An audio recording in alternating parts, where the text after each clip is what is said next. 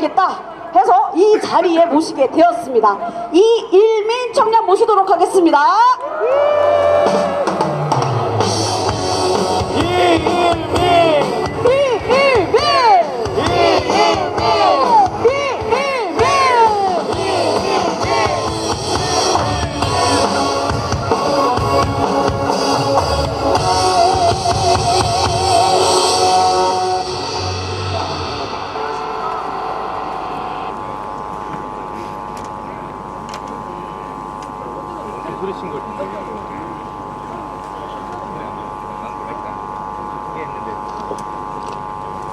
안녕하십니까? 존경하는 애국시민 여러분, 저는 평범한 30대 청년 이일민이라고 합니다. 제가 이 자리에 나온 이유는 민주당의 실체를 알리기 위해서입니다. 애국시민 여러분, 기억하십니까? 민주당은 과거 온 국민을 슬프게 잠기게 한 세월호 사건을 정치적으로 이용해 박근혜 대통령을 몰아내고 문재인을 대통령으로 만들었습니다. 자극적인 뉴스로 각자의 자리에서 열심히 살아가고 있는 청소년, 청년, 직장인, 어른 등 온 국민들의 분노를 불러일으켰습니다. 온 나라를 혼란에 빠뜨리고 결국 민주당은 거짓된 사상과 말도 안 되는 억지 논리로 국민이 뽑은 한 나라의 대통령을 무참히 짓밟고 탄핵했습니다. 그날은 박근혜 대통령이 탄핵당한 날인 동시에 국민의 주권이 무참하게 무너진 날이기도 합니다. 민주당은 각 주요 언론사를 장악해 지금까지 국가의 이익보다 자신들의 이익을 위해서 온 국민을 속이고 분열을 조장하고 국가 전체를 흔들어 왔습니다. 맞습니까? 맞습니다. 여러분, 누가 내란 집단입니까? 누가 이 나라를 좀먹고 있습니까? 내란죄는 바로 민주당입니다. 민주당은 즉각 해체해라! 더러운 방법으로 대통령이 된 문재인은 지금까지 단 한 번도 경험하지 못한 나라를 만들겠다라고 국민들과 약속했습니다. 그러나 치졸한 방법으로 정권을 차지한 민주당 소속인 문재인이 남긴 업적이 무엇입니까? 국가 부채 600조에서 1100조로 증가하였습니다.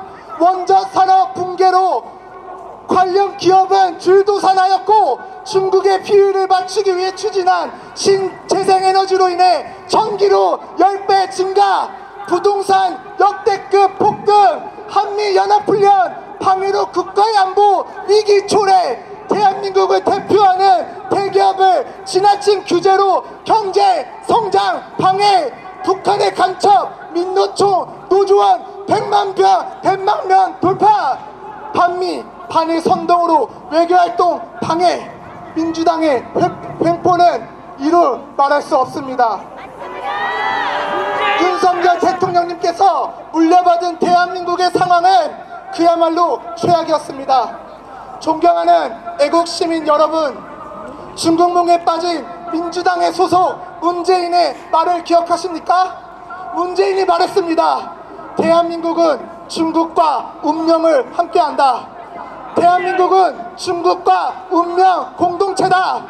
이게 말이 됩니까? 사회주의 국가와 자유민주주의는 결코 운명을 함께할 수 없습니다. 맞습니다. 자유민주주의는 공산주의와 결코 친구가 될 수 없습니다. 맞습니다. 대한민국은 자유민주주의 국가입니다. 맞습니까? 맞습니다. 자유민주주의의 적은 공산주의입니다. 대한민국 안에서 공산주의의 이념을 따르는 자들이 바로 대한민국의 주적입니다. 민주당은 똑바로 들어라. 사회주의 사상이 그렇게 좋으면 너희들끼리 중국으로 떠나라! 떠나라! 떠나라! 자유민주주의 대한민국 그만 괴롭히고 해체해라! 이미 수십 년 전부터 공산주의 사상을 숭배하는 많은 전조교 또 수천 명의 또는 수만 명의 간첩이 대한민국 곳곳에 숨어 활동하였으며 현재는 재판관, 가짜 경찰, 가짜 군인, 가짜 국회, 가짜 언론, 가짜 교육계에 대한민국의 주요 공직 자리를 차지하고 뿌리를 내린 상황입니다. 이러한 최악의 조건 속에서 윤석열 대통령님께서는 무너져가는 대한민국을 바로 세우기 위해 가장 중심에서 싸우고 계십니다. 맞습니다. 대한민국은 썩어져 가고 있는 대한민국을 다시 위대한 나라로 바로 세우기 위한 계몽령입니다. 맞습니다.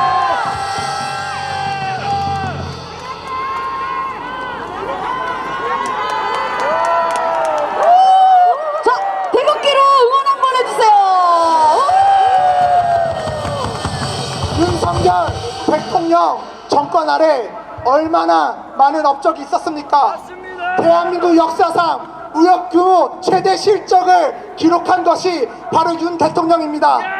대한민국 역사상 방산 수출 최대 규모 기록, 원전 협력을 통해 한미 동행 강화, 그토록 꿈꿔왔던 전 세계 원전 수출, 무엇보다 그 누구도 상대하기 꺼려했던 민노총과 싸워 조합원 숫자 22만 명 적결, 자유민주주의의 국면을 흔드는 부정선거를 뿌리 뽑기 위해 거대한 세력들과 전면 돌파!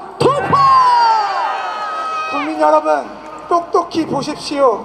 입법부를 마구 휘두르며 국정을 마비시키는 집단이 누굽니까? 민주당입니다.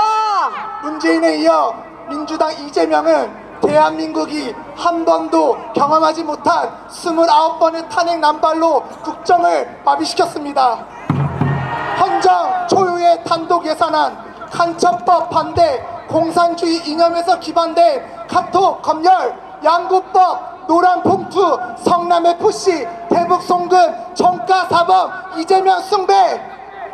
앞에서는 달콤한 민생을 챙긴다고 말하지만 뒤로는 자유민주주의 헌법 질서를 무너뜨리는 법안들을 하루에도 수십 건씩 발의하고 있습니다. 맞습니까? 맞습니다. 여러분, 민주당은 화교 정책으로 이미 대한민국에 110만 명이 중국인이 넘어섰습니다. 대한민국 국민들보다 이들이 더 많은 혜택을 받고 있습니다. 민주당, 너희는 도대체 어느 나라의 당이냐? 빨갱이 국가입니다. 이 작은 땅에 중국인 110만 명이 웬 말이냐? 말이냐? 조건만 충족되면 그들에게도 지방 선거권을 부여하는 정책을 만든 의도는 무엇입니까? 바보가 아니면 모두 다 알 수 있습니다. 마지막으로 민주당 이재명의 정책에 대해서 한 말씀 올리고 내려가도록 하겠습니다. 애국시민 여러분, 동성애는 선천적인 게 아니라 정신병이라는 것이 의학계에서 이미 명백하게 밝혀졌습니다. 그러나 이재명은 평등이라는 이름으로 대한민국을 동성애 나라로 만들기 위한 프로젝트를 시작하였습니다. 동성결혼 합법화를 추진하고 있습니다. 이재명은 이렇게 말했습니다. PPT 보여주세요. 공공기관이나 금융기관의 성소수자 채용 비율을 30% 이상 반드시 넘기도록 하겠다. 즉 우리 일터의 동성애자 비율을 30% 이상 강제적으로 만들겠다는 것입니다. 10명 중에 동성애자 3명을 의무로 채용하는 법안을 만들겠다고 선언하였습니다. 성소수자는 대한민국에서 1%도 안 되는데 이재명이 만들고자 하는 나라는 과연 어떤 나라입니까? 여러분, 이것이 정상적인 나라입니까? 아닙니다. 말은 평등한 나라를 만들겠다고 하지만 사실은 이재명이 만들고자 하는 공산주의 나라의 가장 큰 방해가 되는 교회를 말살시키기 위한 정책입니다. 동성결혼을 합법화시켜야 자유민주주의를 보호하고 자유민주주의를 수호하는 교회를 말살시킬 수 있는 계산이 나왔기 때문입니다. 누가 대한민국이고 누가 반국가 세력입니까? 누가 대한민국이고 누가 반국가 세력입니까? 내란죄는 민주당이다. 민주당은 즉각 해체해라. 해체하라! 해체하라! 해체하라! 민주당은 즉각 해체해라. 해체하라! 해체하라! 해체하라! 감사합니다. 알겠다 해서 이 자리에 모셨습니다. 김유주 청년 모시도록 하겠습니다. 박수 보내주세요. 김유주! 김유주! 김유주! 김유주!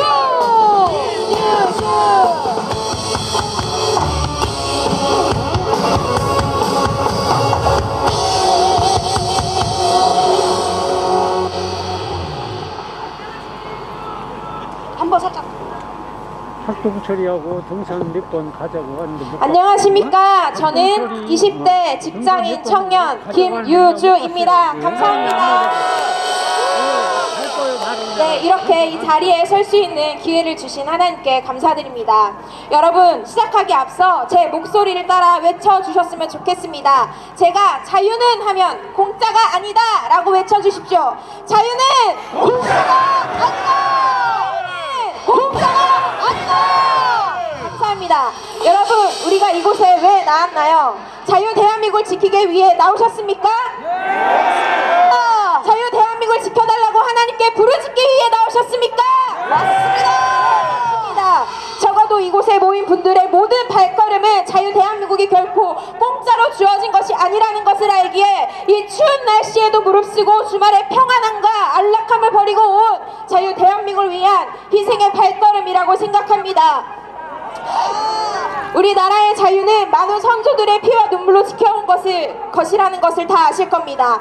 현재 우리나라 60% 가까이 많이 깨어났다고 하지만 아직 제가 다니는 직장도 교회 안도 내일의 해는 내일 또 뜨겠지 하며 이 나라가 곧 중국에 팔려 넘어가기 직전인데도 가만히 넋 놓고 보고 있는 이들이 왜 이렇게 많은지 모르겠습니다.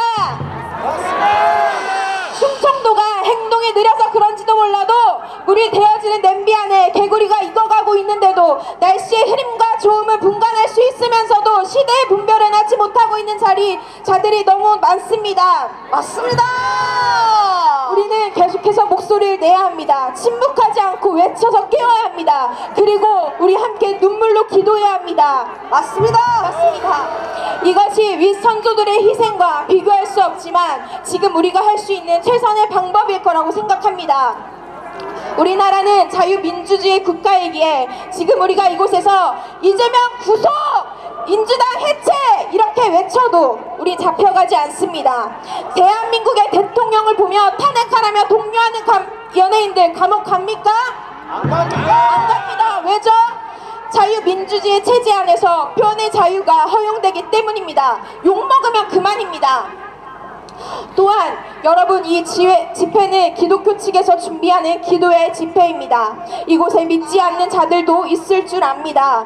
우리나라는 이렇게 공공장소에서 기도의 집회를 열어도 제재하지 않는 이유는요, 이 자유 대한민국에서 표현의 자유가 있기에 자유롭게 대전역 광장에서 하나님의 이름을 부르짖을 수 있는 것입니다. 맞습니다. 복음을 전하는 자유, 이 자유가 없는 나라가 바로 전체주의 나라입니다. 북쪽으로 몇 킬로 떨어지지 않는 북한 동포들은 사이비 교주 김정은한테 만약 무역적인 한마디 했다간 어떻게 됩니까? 바로 그 자리에서 사형합니다. 우리나라처럼 예수님 믿지 않는 분들한테 하나님께서 당신을 만드셨습니다 라고 전할 수 있을까요? 없습니다. 네, 북한 북한에서는 상상도 할 수 없는 말입니다.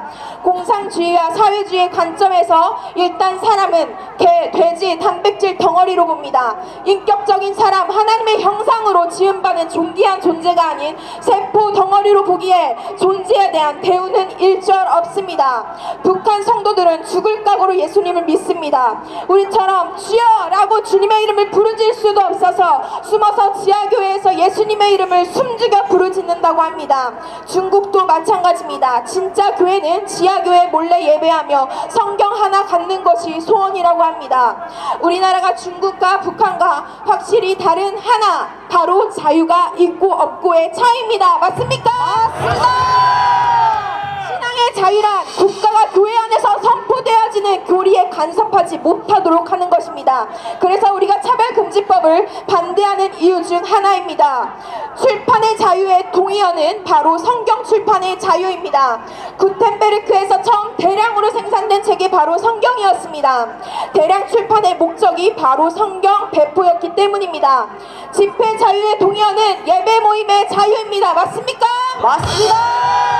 자유의 동의어는 복음 전도의 자유입니다. 맞습니까? 맞습니다. 출판의 자유가 허용되지 않아 성경 갖는 것이 간절한 소원이고, 집회의 자유가 허용되지 않아 자유롭게 하나님의 이름을 부르짖을 수도 예배할 수도 없으며, 표현의 자유가 허용되지 않아 복음의 전도는커녕 자유로운 의사 표현을 하지도 못합니다. 그러나 우리는 이 자유 안에서 우리나라가 이 지경이 될 때까지 우리는 어떻게 살아왔는지 돌아보셨으면 좋겠습니다. 자유라는 이름 안에서 내 등 따시게, 내 배불리는 데 살아가느라 자유 안에서 복음의 가치와 부활의 능력을 식상하게 여기지는 않았는지요.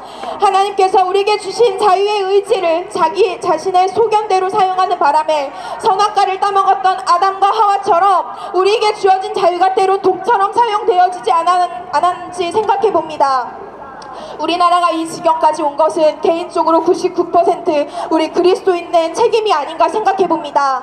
자유라는 이름의 틀 안에서 마치 쳇바퀴 돌아가듯 반복되는 일상 속에 내 소견에 옳은 대로 편안하게 신앙생활하며 살아가지 않았는지 돌아봅니다. 우리에게 많은 기회들이 있었고 북한과 중국보다 살기 좋은 나라가 되었지만, 예수님 믿는 것과 전하는 것과 믿음 지키는 것은 너무나 힘든 나라가 되었습니다. 맞습니다. 마치 피와 눈물로 지켜진 값진 자유가 무너진 것처럼 우리의 죄 때문에 십자가에 달리신 예수 그리스도께서 값없이 주신 그 복음의 능력을 값싸게 취급하거나 주신 그 은혜가 당연한 것처럼 여겨진 것처럼 말입니다. 성경을 보면 이스라엘 백성들의 모습이 딱 우리의 모습과 오버랩이 됩니다. 첫 번째, 내 삶이 편안해지니 하나님 믿는 자인지 안 믿는 자인지 구분이 안 가는 뜨겁지도 차갑지도 않은 미적지근한 신앙이로 살아가다가, 두 번째, 하나님께서 외세의 침략을 허용하시면, 세 번째, 그제서야 우리들은 다시 주님께 회개합니다. 여러분, 우리는 이제 이 반복되는 전쟁의 사이클에서 벗어나야 되지 않겠습니까? 맞습니다. 지금은 전쟁의 사이클 마지막, 다시 주님 앞에 회개할 때입니다. 하나님께서 아마도 이때에 나와의 관계를 회복하자 하며 우리에게 손을 내미시는 것 아닐까 생각해 봅니다. 잠자고 있는 자녀들아, 깨어나라! 깨어나라! 깨어나라! 우리에게 이런 사인을 주시는 것 아닌가 생각해 봅니다. 여러분, 이제서야 알아낸 것이 어딥니까? 윤석열 대통령의 계몽령으로 인해서 냄비 속에 잠자고 있던 우리를 보며 물의 온도가 점점 올라간다고, 목숨 걸고 국민을 지키기 위한 한 사람이 있었기에, 위험하다고 얼른 나로 소리치는 한 사람이 있었기에 우리는 다시 정신을 차릴 수 있는 기회를 얻었다고 생각합니다. 기도 안에서 하나님의 말씀을 읽고 있는 대통령님을 보며 우리나라에 하나님께서 다시 한번 기회를 주시는 것이 아닐까 생각해 봅니다. 여러분, 우리는 이때가 기회라는 것을 기억하며 주님 앞에 부르짖어야 합니다. 만약 이 기점으로 자유민주주의 체제의 가운데 안정화가 되어 다시 그 자유가 회복된다고 하더라도 우리는 그동안 살아왔던 그 전의 삶으로 돌아가서는 안 됩니다. 그렇게 되지도 않을 것이지만요, 시작된 이 싸움, 아니 이미 시작되었고 이제서야 알아차린 이 싸움, 영적 싸움 앞에 우리는 달라져야 하고 또 포기하지 않고 그 표대를 향해 달려가야 합니다. 우리나라 살아계신 하나님은 우리 나라의 주인이십니까? 믿습니까? 믿습니다. 우리는 우리나라는 국부 이승만 대통령의 하나님께서 만나주셔서 세워주신 위대한 나라입니다. 아프리카보다 가난한 이 나라에 처음 복음을 들고 온 아펜젤러 선교사님은 배제학당을 세워 다수의 학생들에게 기독교 정신과 개화 사상에 근거하여 자유와 자조 정신을 강조하고 인재 양성의 교육에 힘썼습니다. 그리고 하나님을 만난 이승만 대통령은 그 사명감을 가지고 복음의 가치를 가지고 대한민국을 세웠습니다. 이 나라가 어찌 하나님께서 세워주신 나라가 아니겠습니까? 여러분, 다시 한번 말씀드리지만 엘샤다이 전능하신 하나님이 우리 대한민국의 왕이시고 주인이십니다. 이 나라가 회복되고 안 되고는 하나님의 손에 달려 있습니다. 믿는 사람이든 믿지 않는 사람이든 우리는 하나님께 기도해야 합니다. 하나님의 이름을 부르짖읍시다. 그리고 그리스도인들은 더욱 복음과 함께 이 자유의 가치를 외쳐야 합니다. 우리 마지막으로 같이 선포하셨으면 좋겠습니다. 자유는 공짜가 아니다. 공짜가 아니다.